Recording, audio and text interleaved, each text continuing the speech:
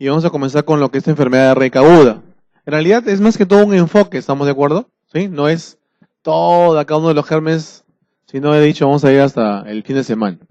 Bien, entonces como concepto de diarrea, nosotros tenemos que tener en cuenta primero la frecuencia normal de deposiciones, y eso va a cambiar de persona a persona.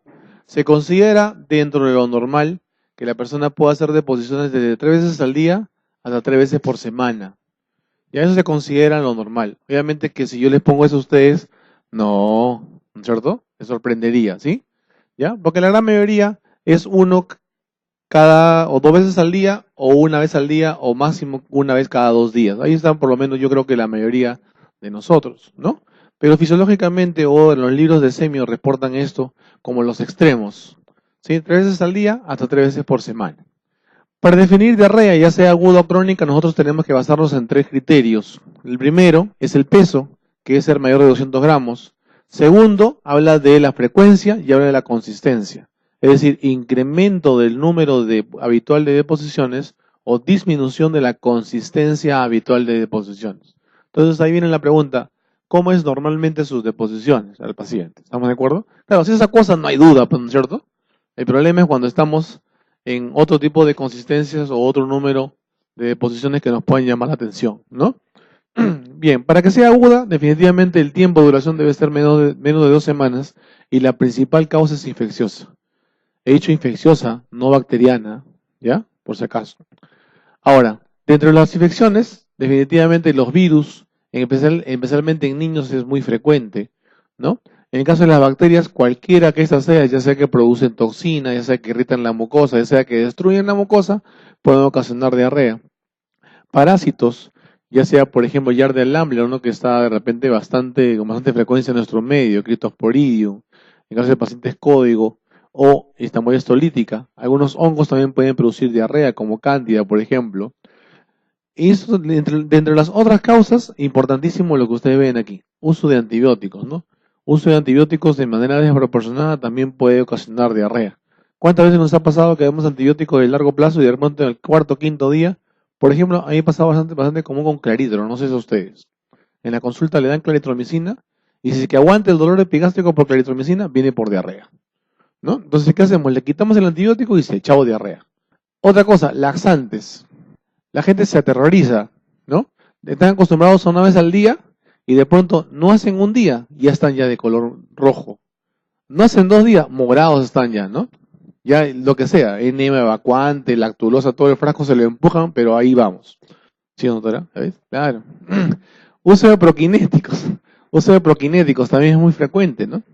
Metoclopramida, ¿no? Que es bastante usado, también está asociado a diarrea, ¿no? Después de prostaglandinas no usamos mucho antiácidos, de los que producen diarrea ya no los usamos mucho, por ejemplo el Milanta 2, ¿no? Que de repente es muy conocido, pero yo les pregunto, ¿cuántos de ustedes hasta ahora usan Milanta 2? Yo creo que ya no está en sus cabezas, ¿o sí?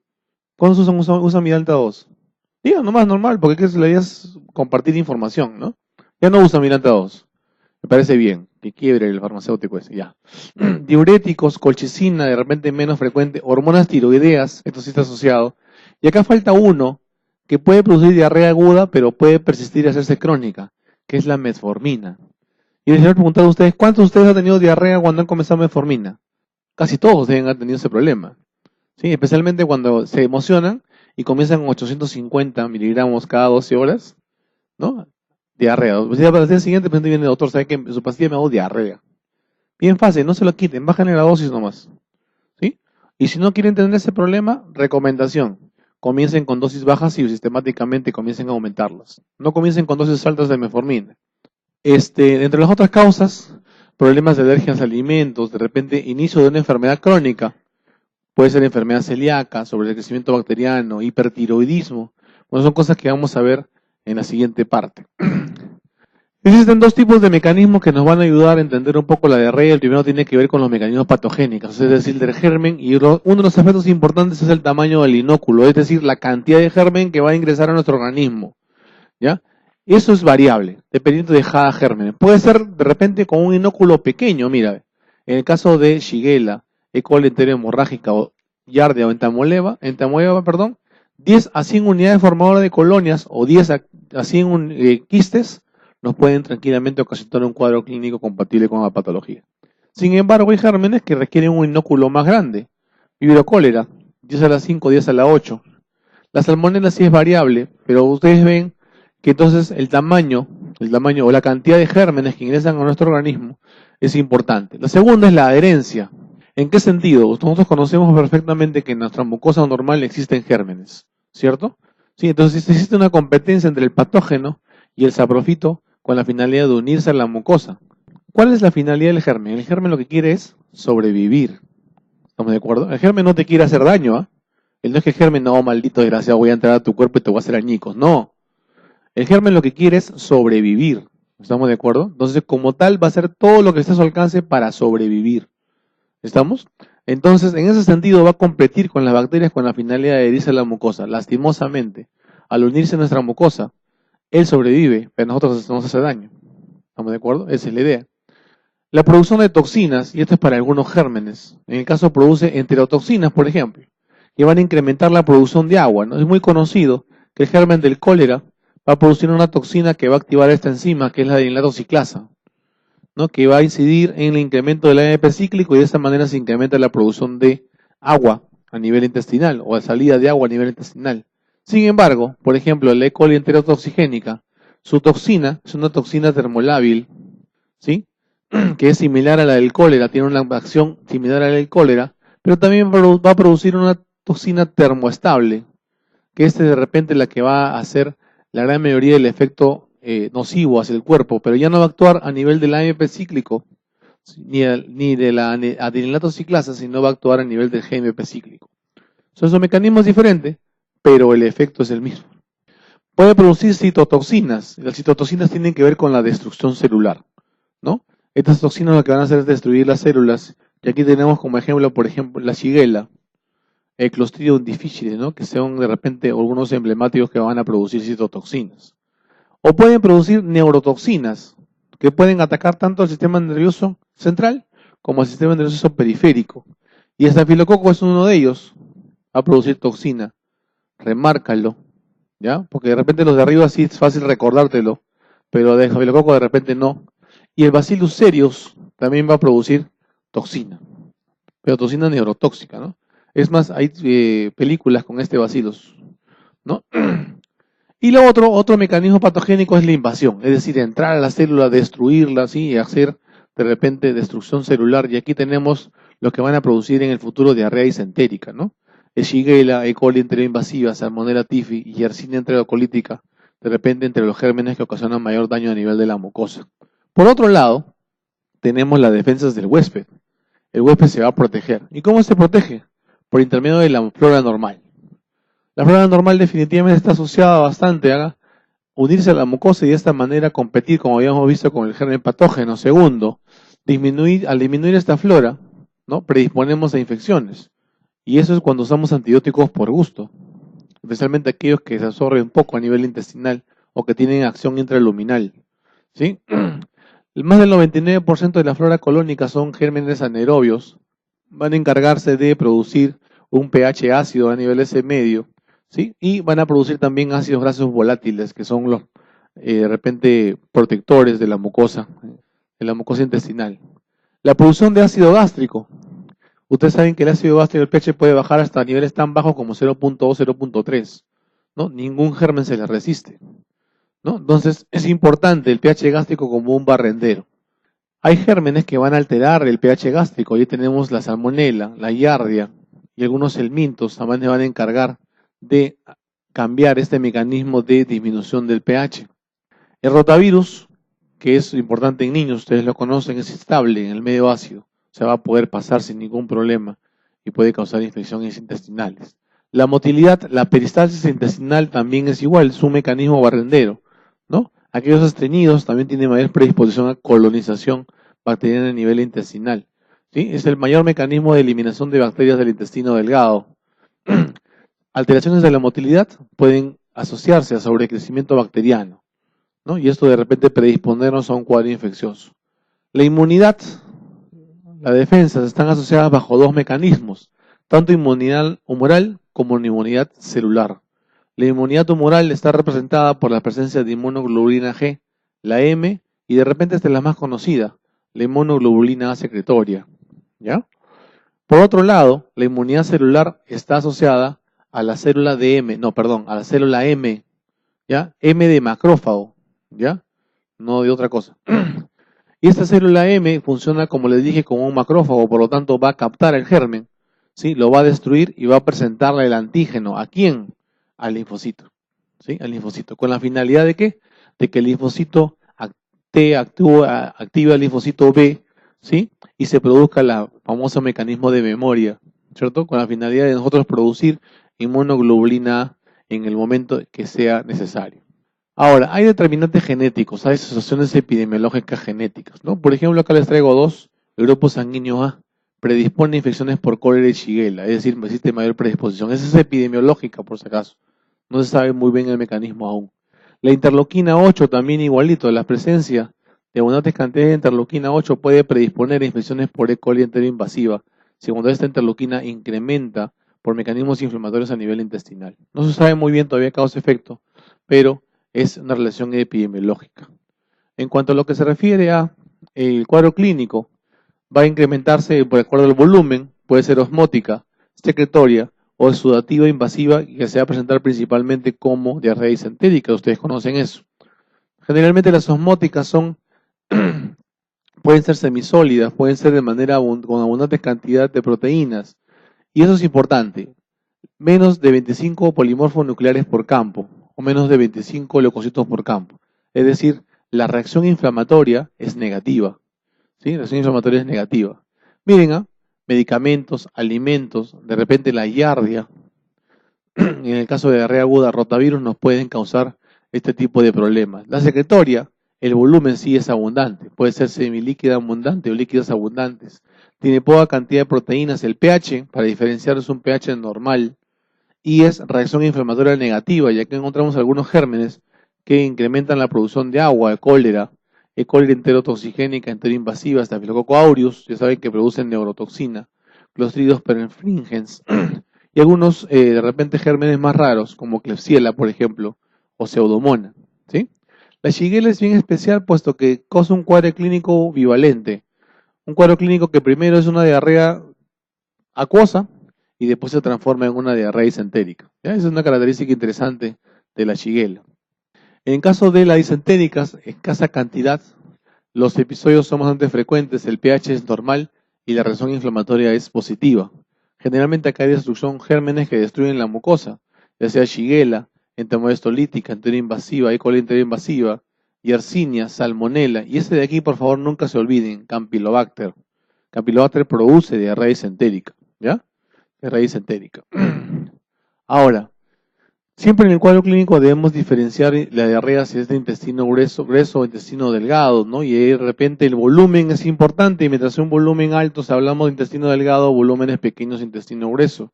Mientras en intestino delgado principalmente es acuosa, a veces es con moco y sangre a nivel colónico, ¿no? Generalmente es más frecuente, ¿no? La presencia de leucocitos a nivel de heces es rara en el intestino delgado, es más común en el intestino grueso, ¿sí? Por lo tanto, al haber más volumen, los estados de deshidratación son más frecuentes en el delgado y los estados de tenesmo es más frecuentes en el intestino grueso. Hay gérmenes que tienen localización en los dos lados, como por ejemplo E. coli. En cambio, hay gérmenes que también tienen predilección por uno de los sitios, ¿no? Como por ejemplo Yarden en el intestino delgado, entamoebastolítica en el intestino grueso, ¿no? Virocólera también tiene predilección por el intestino delgado, por de repente darles algunos ejemplos, ¿no? Entonces, clínicamente tenemos que diferenciar entre uno y otro con la finalidad de obtener mejores datos para nuestros pacientes. Ahora, eso ya hemos conversado. De acuerdo al mecanismo de adquisición, va a variar de acuerdo a cada germen. El periodo de incubación va a cambiar, de acuerdo también inclusive a cada germen. Y eso es importante, la presencia de disentería, ¿no?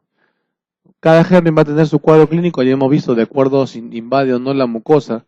Y eso también es interesante, la asociación de los gérmenes a ciertos alimentos. Ustedes ven, gran mayoría de ellos, de los gérmenes que nos hacen daño, van a estar relacionados de todas maneras al consumo de diferentes tipos de alimentos, ya sea agua, o ya sea alimentos como leche, por ejemplo, o de repente alimentos elaborados, ¿no? Hamburguesas de repente, o cualquier alimento, cremas, ¿no? Que contienen, por ejemplo, mayonesa, ¿no? Que es bastante común la asociación. En cuanto a lo que es toxigénicas e invasivas, que de repente son las principalmente las causas de causas bacterianas. Aquí, miren, en las invasivas, sí todas tienen fiebre. Aquí, en el caso de las toxigénicas, no todas tienen fiebre. Con esto, ¿qué quiero decirles? Paciente con diarrea y fiebre, lo más probable es que sea una diarrea de origen bacteriano. ¿Estamos de acuerdo? ¿Ya? Hace tiempo salió un artículo en New England Journal donde decía, ¿qué pacientes con diarrea deben ustedes darle terapia antibiótica? Y hablaban primero, paciente con diarrea con fiebre. Segundo, paciente con diarrea disentérica, que eso es obvio, ¿no es cierto? Y tercero, con diarrea más de 3 días. ¿Ya? Esos tres tipos de pacientes, ustedes deben de frente dar terapia antibiótica. ¿Ya? Sin ningún tipo de problemas. Bien. Entonces, el cuadro clínico va a variar dependiendo de qué tipo de daño ocasiona en la mucosa. Puede ser acuosa, puede ser malasortiva o disentérica. El cuadro clínico también va a ser similar en mayor o menor grado dependiendo del grado de compromiso de la mucosa, el dolor abdominal, la náusea, los vómitos. Va a estar asociados de repente a alimentos. Es importante que ustedes, la clásica pregunta, ¿no? Viene por diarrea, ¿qué cosa comió anoche? ¿Qué comió antes de que usted presente la diarrea? ¿No? Y de base a eso a veces trabajamos en cuanto a las posibilidades diagnósticas, ¿no? Salmonella es importante, por si acaso, no toda infección por salmonella es fiebre tifoidea, ¿ya? El cuadro más común es la enteritis tífica, ¿no? No es la fiebre tifoidea. Campylobacter jejuni también es importante relacionado a los alimentos. Al nivel, ustedes tendrán que diferenciar si es de intestino delgado o colon, si es que es secretora o no. En caso de agua, en caso de infecciones transmitidas por agua, el Cryptosporidium y el Librio cólera es importantísima. También existen infecciones sistémicas que como parte de su cuadro clínico pueden dar diarrea. ¿Sí? Por ejemplo, la hepatitis viral, listeria, legionela, hanta, lo que generalmente está asociado también a difusión hepática, el SARS, inclusive la influenza, ¿cierto? ¿No? Bien, alimentos y alimentos de repente envenenados se refiere a que han producido proliferación de gérmenes, en este caso el Staphylococcus aureus y el Serius como más importantes, Clostridium perfringens, Clostridium botulinum, ¿no? Que va a causar el botulismo, ¿no? Ese también ha sido causa de películas, es más con conserva inclusive, ¿no? Y son diarreas generalmente de inicio rápido, ¿no? Generalmente 4 horas de evolución. Esa que te comiste tu hamburguesa y ya te comenzó a sonar así, ¿cierto? ¿No? Y ya va a pasar, ya, entonces te comienzas a rezar, te empiezas a concentrar, ¿cierto? Y después de 4 horas, al baño. ¿Ya fuiste, sí o no? No me digas que no te ha pasado, pe, compadre. Todos comemos en la calle acá, así que no vengamos acá que casi está corazón. Este cuadrito me parece bastante interesante, y este cuadrito está en el Harrison, por si acaso, ¿ah? ¿Ya? Lo que le gusta es Harrison. Y lo puse por esto de aquí, para remarcarles esto. Diarreas de inicio rápido, ¿sí? Estafilo, que es más frecuente de lejos, ¿ya? Y después bacillus serios, ¿ya? Eso tenemos que tener en cuenta. Diarrea acuosa, ¿sí? Acompañado de náusea, vómito y discreto dolor abdominal. Doctor, me suena la barriga, pero le duele poquito, pero vomita, ¿sí? Por toxina, vomita. Entonces ahí ustedes, Staphylococcus aureus. A todos nos ha dado, creo, en un momento, ¿no es cierto? ¿Nunca te ha dado? Invita la carretilla a la doctora. A ver, ¿qué otras de repente formas de presentación de diarrea son importantes? La diarrea del viajero, ¿no? Doctor, me voy de viaje, chévere, el primer día, si no te da soroche, te da diarrea. ¿No es cierto? ¿Te ha pasado o no? ¿Tampoco le ha pasado live? Bueno, medio raros son ustedes, ¿ah? E. coli enterotoxigénica, 85% de los casos. Otra cosa que tiene que ver en tu cabeza, ¿sí? Diarrea de inicio rápido, entonces no te olvides, Staphylococcus aureus, diarrea del viajero, E. coli enterotoxigénica. ¿Ya? Es una pregunta clásica, puede ser que la repitan, tienes que tener en claro en la cabeza. No te olvides que la E. coli enterotoxigénica produce toxina y este va a actuar a nivel de la guanelato ciclasa. Ese es de repente su mecanismo de acción por el cual produce bastante cantidad de agua. Asociado a antibióticos, 20% de pacientes que reciben antibiótico-terapia de amplio espectro, especialmente cuando ustedes le dan por larga data, ¿no? Hay que asegurarnos, pero el tratamiento dice 3 a 5 días, no, dale 10 por si acaso, ¿no? Al octavo, juácate, diarrea, ¿no es cierto?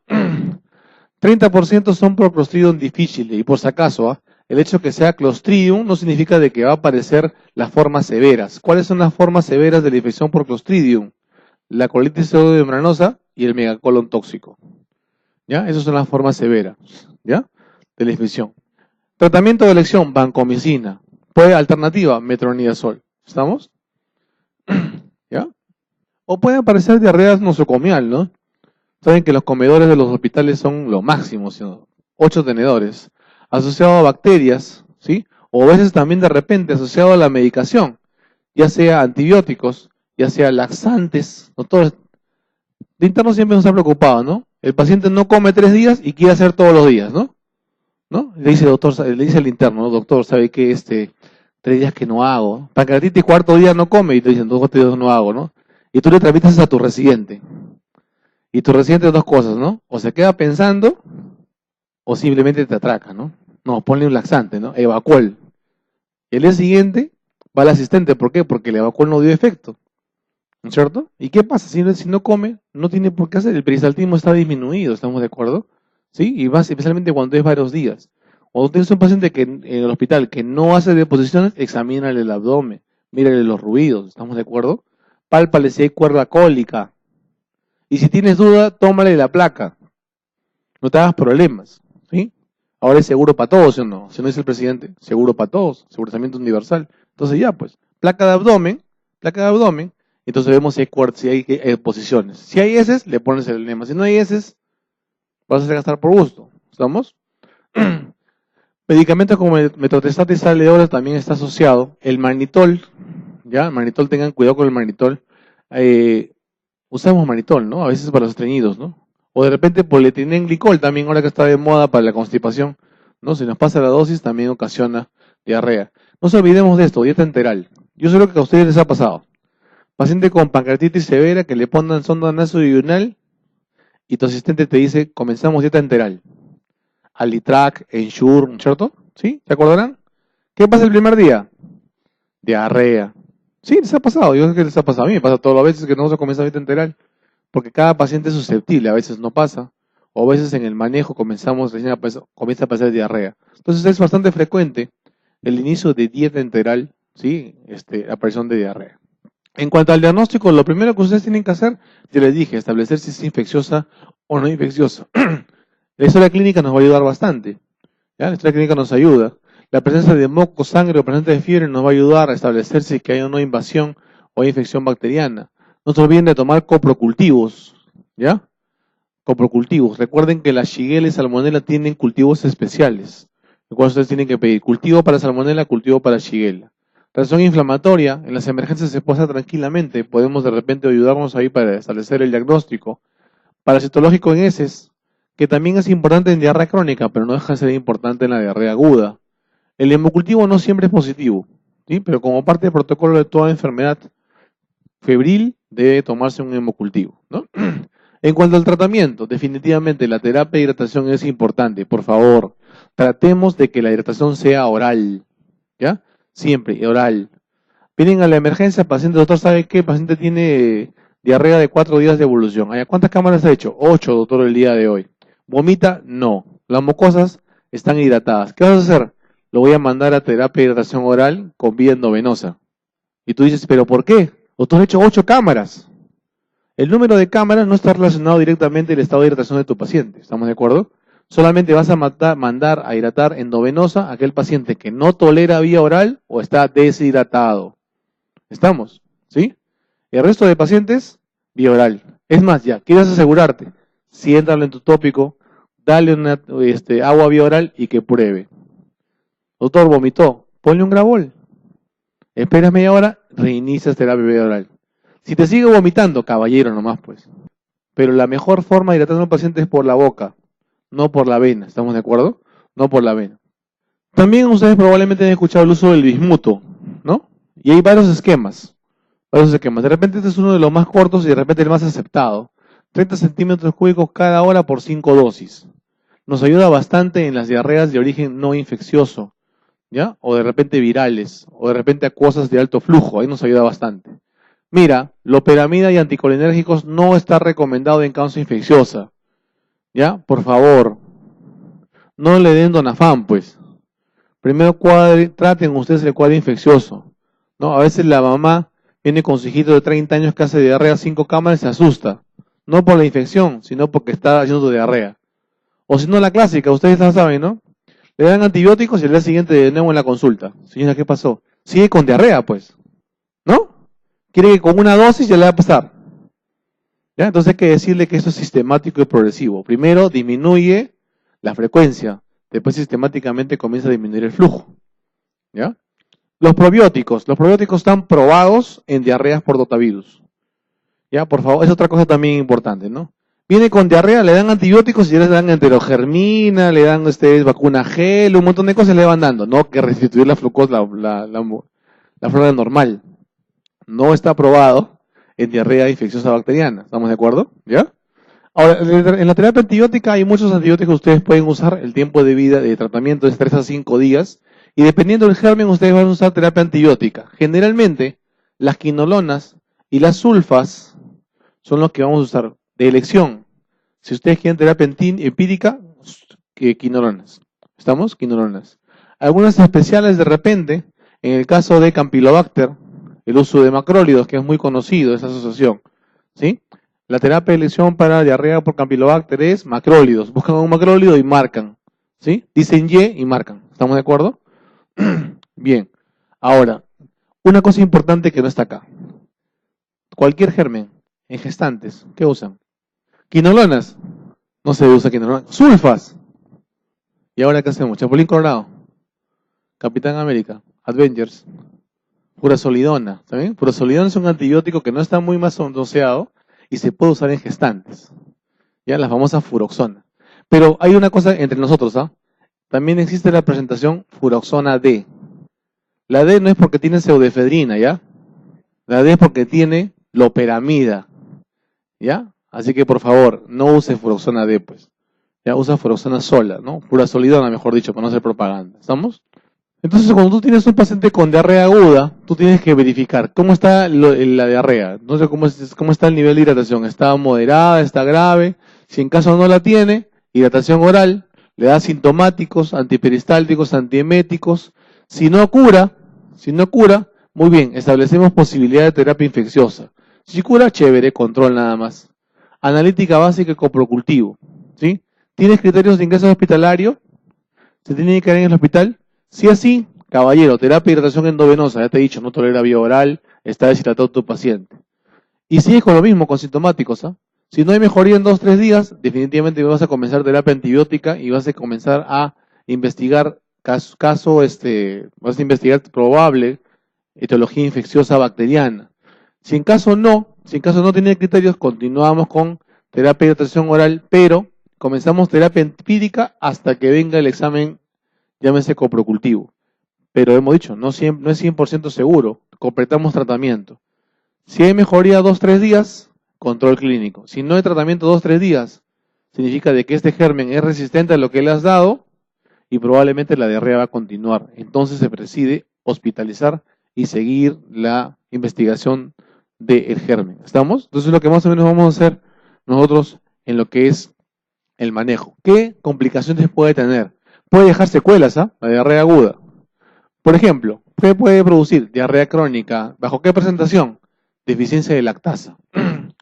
¿Sí? No es raro ver pacientes que asocian la aparición de deficiencia de lactasa con algún cuadro serio de diarrea aguda infecciosa. Segundo, sobrecrecimiento bacteriano, síntoma de malabsorción, que pueden transformarse en el transcurso del tiempo. Es importante que ustedes tengan en cuenta esta, síndrome de Reiter, ¿no? ¿Cuál es la asociación del síndrome de Reiter? Uveitis, pollo, ya, se acaban. Ahora sí, ya dime, ahora sí hablen bonito, no he entendido nada. Reiter, artritis, uveitis y uretritis no gonocócica, ¿cierto? Muy bien. Acá, síndrome urémico hemolítico. Y en el síndrome urémico hemolítico lo vimos la vez pasada. ¿Qué germen se asocia a la aparición del síndrome urémico hemolítico? Shigella. La toxina con Shiga. ¿Estamos de acuerdo? Ya no te olvides de esa asociación. Te digo esto para que si tú encuentras el germen en el coprocultivo. ¿Estamos? En caso de diarrea crónica, el concepto es el mismo en cuanto a lo que se refiere volumen, a lo que se refiere peso y frecuencia. La diferencia está en el tiempo de aparición, que debe ser más de 4 semanas. ¿Estamos de acuerdo? Más de 4 semanas. Y aquí tenemos que tener importante que puede aparecer mala digestión. ¿Qué es mala digestión? Significa de que no hay una buena ruptura de la macromolécula. ¿Se ve? No se digiere de manera adecuada la macromolécula, no se forma. El gran carbohidrato no se forma ni en monosacárido ni disacárido. La gran proteína no se transforma en aminoácidos con la finalidad de ser absorbidos. ¿Estamos de acuerdo? A eso le llamamos mala digestión. Y especialmente es porque a veces no producimos las sustancias encargadas de esa digestión. Insuficiencia pancreática, de poca cantidad de ácido biliar en el intestino, que tiene que ver con la absorción de grasas, por ejemplo. ¿Estamos? O puede existir que exista malabsorción. ¿Qué significa malabsorción? Que el componente no ha pasado dentro de la célula, ¿sí? No se ha captado por la célula y pasado a nivel de la mucosa. ¿Y eso por qué? Porque hay disminución o alteración de la mucosa absortiva. Por ejemplo, ustedes recordarán, ¿dónde se absorbe el hierro? En el duodeno, ¿estamos de acuerdo? Entonces, supongamos que existe una yardiasis, ¿sí? No es tratada, el paciente sigue con diarrea, inflamación de la mucosa duodenal, a la larga puede ocasionar trastornos en la absorción de hierro, por ejemplo. O, por ejemplo, tuberculosis que ataca al ilion, ¿no? Y ustedes se acordarán que la B12 se absorbe a nivel ileal, puede traer como consecuencias falta de absorción de B12. Entonces, cualquier alteración de la mucosa localizada y que tenga que ver con la absorción de algún componente puede ocasionar esto que se llama malabsorción. Alteración del transporte, ya sea por problemas de obstrucción linfática o hipertensión portal, y esto de acá nos hace acordar a los pacientes cirróticos, o alteraciones de otra índole, como por ejemplo incrementos del perisaltismo, endocrinopatías, y ahí entra el hipertiroidismo, por ejemplo, ¿no? O por ejemplo problemas a nivel de del perisaltismo en cuanto a lo que se refiere a la unión o la estimulación muscular neurogénica, y tiene que ver, por ejemplo, la diabetes mellitus, ¿no? La enteropatía diabética, ¿no? Por ejemplo. Infecciones crónicas como TB, enfermedad inflamatoria intestinal, uso de laxantes de manera crónica también están relacionados a diarrea crónica, ¿no? Dependiendo de la patología o dependiendo del ejemplo, ustedes van a encontrar de repente algún tipo de patología. Si es diarrea secretoria, por ejemplo, esto es bastante frecuente en el carcinoide o en el síndrome de Zollinger-Ellison. Aparte de los componentes gástricos que hemos revisado hace poco, también puede estar relacionado a la presencia de diarrea. Diarrea osmótica, por ejemplo, lo que ocurre en la malabsorción de azúcares, entre ellos el más frecuente y más prevalente, la intolerancia a la lactosa, ¿cierto? A la lactosa. En lo que se refiere a diarrea inflamatoria, esta es la enfermedad inflamatoria intestinal, ¿no? Que es de repente unas enfermedades más emblemáticas y más complicadas que puede existir en gastro. La diarrea motora, síndrome de intestino irritable, también que eso vamos a revisar ahora, ¿no? Y la esteatorrea, ¿no? Que tiene que ver con la mala absorción de grasas, especialmente por ausencia o disminución de la cantidad de sales biliares a nivel del intestino, ¿no? Ustedes también ven pacientes probablemente post-colecistectomizados, ¿no? Lo operan hoy día, ¿sí? Van a su casa y comienzan dieta. Algunos de ellos, por no decir la gran mayoría, ¿qué presentan al inicio? Diarrea, ¿no es cierto? ¿Y por qué? Porque simplemente anatómicamente todavía esa vía biliar no está acostumbrada a expulsar de manera adecuada el líquido biliar, ¿no? Entonces hay malabsorción de grasas y ocurre la diarrea probablemente, ¿no? Visto de otro punto de vista, de manera funcional, el sistema intestino irritable, la infecciosa, por ejemplo, la enfermedad de Whipple, que vamos a ver ahora, la TB, que hemos conversado, la Giardia lamblia, que también, ya te dije, produce dos cuadros clínicos, una diarrea aguda, que es acuosa abundante, y una diarrea crónica que puede traer como consecuencia síndrome de malabsorción. Fármacos, laxantes principalmente, la colitis ulcerativa, la enfermedad de Crohn, que es enfermedad inflamatoria intestinal, la enfermedad celíaca, que vamos a revisar ahora, igual que sobrecrecimiento bacteriano, la enfermedad de Whipple. Algunos de ellos vamos a revisar ahora, ¿no? En el transcurso de la evolución de la charla. Ahora, drogas asociadas a diarrea. ¿Qué drogas debemos preguntar nosotros en los pacientes que tienen diarrea crónica? Hemos cambiado el objetivo. Debemos preguntar, por ejemplo, ya no usamos esto, pero es importante, ¿no? El uso de antiácidos que contengan magnesio, ¿no? El famoso Milanta 2. O de repente, azúcares tipo alcohol, el mannitol, ¿no? Que a veces usamos a nivel hospitalario. En lo que se refiere a secretoria, de repente una frecuente por antibióticos. Ya les dije la claritromicina. El amóxido clavulánico también está asociado a diarrea. Las biguanidas, también les mencioné la metformina, ¿no? Como importante. De repente los más conocidos, el AINES también, de repente los digitálicos también, que también lo hemos visto varias veces, en lo que es la motilidad. Y acá quiero detenerme un poco en lo que se refiere al macrólido. Ustedes de repente en un momento van a leer lo que es enteropatía diabética, ¿ya? Y van a leer que se han probado varias maneras de manejarlo. Uno de ellos es darle macrólidos. Tú dirás, doctor, ¿por qué es que tengo que darle un antibiótico a una enfermedad que no tiene que ver nada con gérmenes? ¿Y es por qué? Porque se ha visto que los macrólidos tienen una estructura química similar a una proteína que se produce en el intestino que incrementa el perisaltismo, que se llama la motilina, ¿sí? Entonces, bajo ese concepto es de que también los macrólidos están asociados a diarrea por incremento de motilidad, ¿no? Entonces, ahí está la respuesta por qué nuestros pacientes con clorhidro hacen diarrea. ¿Estamos? Hacen diarrea. La metoclopramida, ¿no? También está asociado a diarrea crónica en el transcurso y también signos extrapiramidales, ¿no? No se olviden de eso, extrapiramidales también. En cuanto a malabsorción, la carbosa, que es un inhibidor de la alfa-glucosidasa, ¿no? Que se usa en el manejo de la diabetes, no es muy común su uso, pero sus efectos secundarios son flatulencia e incremento de volumen intestinal, o sea, diarrea. ¿Estamos de acuerdo? Diarrea. A veces nos pasamos la dosis de hormonas tiroideas, ¿sí? Dosis de hormonas tiroideas. Y en el caso de riesgo para colitis pseudomembranosa, el uso de antibióticos, ¿no? Clásicamente se describe que la clindamicina es el culpable. Sin embargo, se ha visto ya con el transcurso del tiempo de que cualquier antibiótico, siendo lo más frecuentes los penicilinas y la clindamicina, los más frecuentes que producen esta forma severa de la infección por Clostridium. También existen los antineoplásticos y algunos inmunosupresores asociados. ¿Qué vamos a pedir entonces en el laboratorio? Todo aquello que sea referente a los gérmenes que acabamos de ver o los factores que acabamos de ver. Ya sea hemograma, electrolitos, calcio. ¿Por qué? Porque hay alteraciones de la absorción de calcio, perfil hepático, perfil tiroideo es importante. Podemos de repente pedir marcadores inmunológicos, como por ejemplo anticuerpos antitransglutaminasa, que vamos a ver que son importantes en el espru celíaco. Vamos a pedir ANCA-P y no tiene que ver con ninguna enfermedad de tipo vasculítica, sino tiene que ver con la colitis ulcerativa. ¿Ya? Tendrás que pedir eso. El coproparasitológico con la finalidad de ver malabsorción de nutrientes y presencia de parásitos. Vamos a ver también ahora un poquito. La prueba de SUDAT-3, que tiene que ver con alteración en la absorción de grasas, ya sea cualitativa, el SUDAT-3 que es cualitativa, o la prueba de Van de Keimer que es cuantitativa. ¿Está bien? Cuantitativa. Para que sea positiva, la cantidad de grasas expulsadas debe ser más de 10 gramos por día.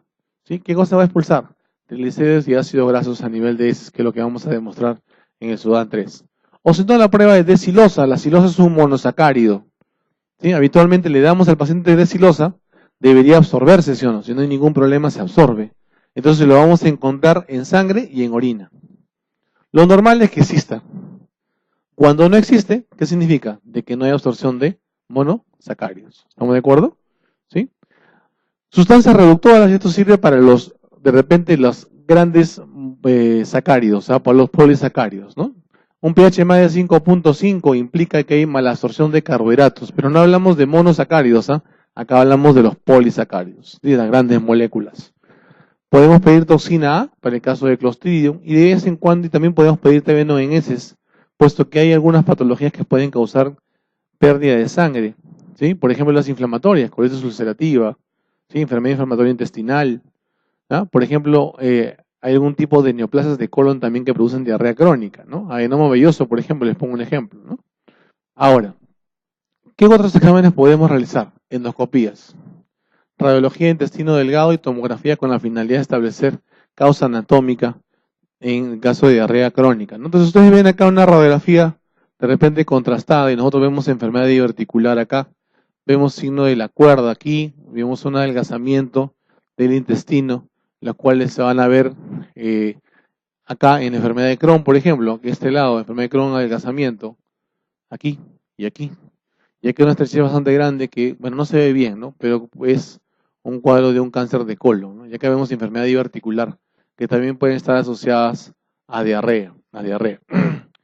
El tratamiento, siempre nosotros hablamos de estado de hidratación. Doctor, pero en diarrea crónica no es frecuente. Cierto, te lo he puesto ahí. Manejo de la deshidratación sí que existe, es poco frecuente.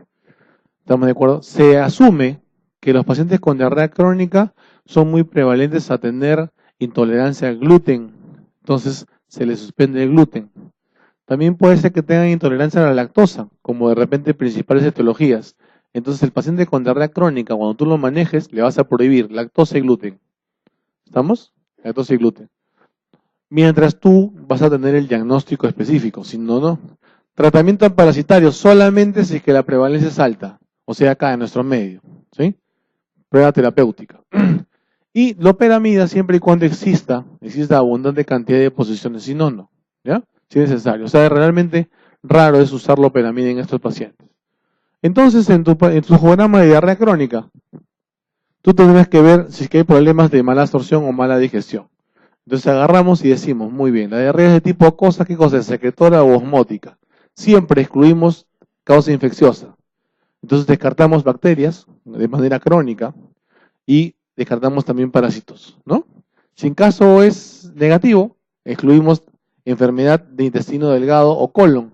Entonces ya vienen las imágenes, ya sea tránsito intestinal, ya sea estudio de digestivo alto, digestivo bajo, ¿sí? Y si en caso todo es negativo, enfermedad endocrina.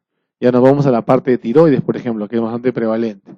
Si en caso es diarrea osmótica, hablemos de estudio de heces y hacemos características del estudio de heces, ¿no? Si el pH es bajo, que eso te lo informan en el copro parasitológico, hablamos malabsorción de hidratos de carbono, habíamos hablado pH más de 5.5, malabsorción de carbohidratos, ¿te acuerdas o no?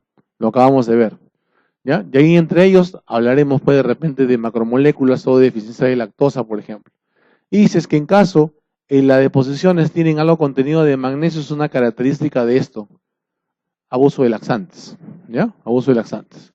En caso de la diarrea que tenga abundante cantidad de grasa, la prueba de desilosa, acuérdate que la desilosa es una prueba para ver monosacáridos, ¿estamos de acuerdo? Monosacáridos. Si es positiva, entonces vamos a estudiar mala absorción. ¿Sí? ¿Qué significa que sea positiva? Significa de que el paciente tiene azúcar en sangre y en orina. ¿Estamos de acuerdo? O sea que el problema está en la macromolécula. Si es negativa, o sea, no hay ni en sangre ni en orina, el problema es mala digestión, ¿no? Entonces ahí tenemos que ver de repente esta posibilidad de insuficiencia pancreática exocrina. No, perdón, endocrina, ¿no? Perdón, exocrina. Más o menos ahí tenemos el fluxograma que hemos visto de la diarrea crónica. Pasamos a lo que es tuberculosis intestinal. La tuberculosis abdominal representa más o menos el 11% de todas las formas extrapulmonares. Entonces es bastante frecuente, ¿ya? Representa el 0.5 de los casos nuevos de tuberculosis y hasta el 5% de todas las formas de tuberculosis, incluida la pulmonar. Entonces, como que no es una forma muy frecuente que digamos de todas las presentaciones de TB, ¿sí? Ahora, pero sí datos interesantes correlacionables. 30% de los pacientes con tuberculosis intestinal tienen compromiso pulmonar activo. Si tú le encuentras tuberculosis en el intestino, búscala en el pulmón. Doctor, pero puede ser primaria porque se tomó la leche de una vaca que tiene tuberculosis. Ya vamos a ver que ese mecanismo casi ha sido dejado de lado. ¿Ya? Ahora, 50% de pacientes con tuberculosis cavitaria BK positivo tienen sospecha o tuberculosis entérica aprobada. ¿Ya? Eso también es importante. ¿Por qué? Porque definitivamente el paciente con BK positivo y cavitario es un paciente que va a producir bastante cantidad de esputo con BK.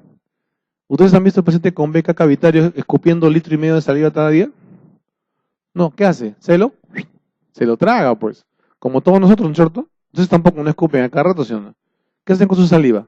Se la pasan, ¿sí o no? Inconscientemente lo hacen. Ya eso es algo fisiológico, no se sientan mal. Ahora, generalmente esta enfermedad es de adulto joven. Miren, 63% de los casos se encuentran en esta edad, 14 a 34 años de edad. Entonces es bastante frecuente. En cuanto a lo que es la patogenia, se refieren a diseminación hematógena de un foco pulmonar en infancia. Es decir, sistemáticamente el germen va viajando por vía hematógena. Segundo, ingestión del bacilo de un foco pulmonar activo. Eso también sucede y está relacionado justamente a esta TB cavitaria. Expansión directa desde órganos adyacentes. de repente ganglios linfáticos. En el caso, por ejemplo, de tuberculosis esofágica, ese mecanismo es importante. Infección linfática de nódulos infectados, ¿no? Diseminación linfoide, linfática de la tuberculosis, y la leche infectada no pasteurizada, que ese era el mecanismo por el cual hablaban de tuberculosis primaria. Pero miren, es poco probable, es muy discutible en la actualidad ese mecanismo, ¿ya? Muy poco discutible.